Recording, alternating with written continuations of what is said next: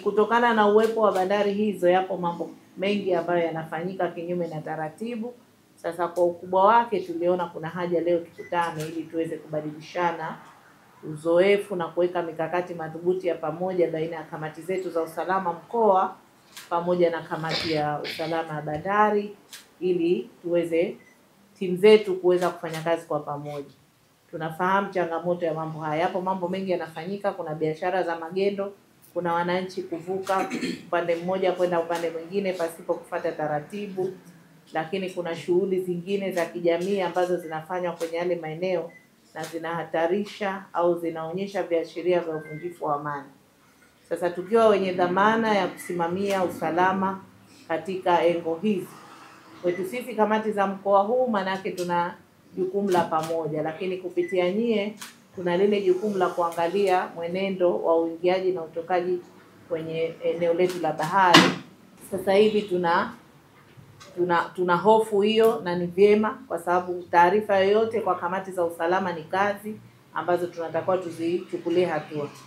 Kwa hiyo tumejiweka katika hali ya utayari wa kwamba tunaona maeneo yetu yanabaki kuwa salama. Na usalama ule, yawezekana sisi kwa humu ndani tukajiona tuko salama, lakini kuna kuingia na kutoka. Wapo ambao wanaingia katika hali ya kawaida, wapo wanaingia kama wavuvi, wapo wanaingia kama wanaleta tu mizigo yao mingine. Kwa hiyo kuna mambo mengi ambayo tunatakiwa tukae pamoja tuyajadili na tuyachukulie hatua kwa pamoja. Kwa sababu inawezekana tukaona jambo dogo na lisiwe kubwa. Tulikuwa tunaelezana na kamati ya usalama mkoa karibuni kwamba inakuwaje mtu anapitisha pumba za chakula cha kuku kutoka nje ya Zanzibar na hazilipiwi pesa nyingi. Ana hofu gani ya kushushia bandarini aje ashushie ukuuzi au ashushie hapo Bungi?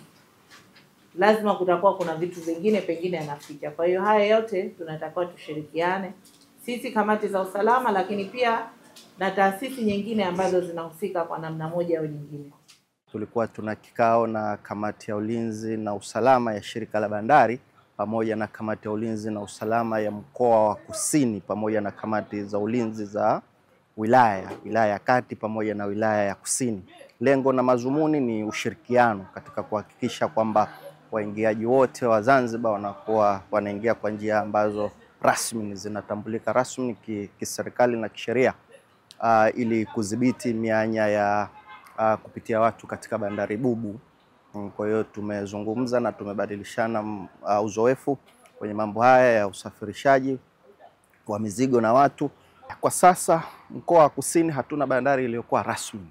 Kwa hiyo inawezekana ikawa inatumika mialo mingi bandari bubu kusafiria kutoka nje ya Zanzibar na kuingia Zanzibar. Hilo ni marufuku kisheria. Kwa hiyo tunawaomba wananchi wote wa mkoa wa Kusini watumie bandari rasmi kwa sasa ambayo ni Malindi, mpaka pale ambapo mchakato utakapomalizika kujenga bandari ya Kizimkazi, watatumia bandari yao rasmi ya Kizimkazi. Huo ndio wito wangu kwa wananchi wote wa mkoa wa Kusini waweze kutumia bandari ya Malindi kwa sasa. Kwa hiyo hii inaweza ikasaidia kupunguza uingiaji labda wa bidhaa za haramu katika mkoa wetu, na unajua hichi ambacho kinaingia kwenye nchi yetu ndio ambacho kinaenda kuathiri watoto wetu, kwa sababu kiingia manake watumizi wakubwa ambao watakotumia ni jamii yetu na kidoasirika ni jamii yetu. Kwa hiyo tukemee masuala kama haya, tushirikiane, kwa sababu masuala haya hatuwezi kufanya sisi serikali kama serikali. Tufanye kwa pamoja, serikali pamoja na wananchi wake, ili tuweze kuhakikisha hili swala linaondoka katika mkoa wetu Kusini.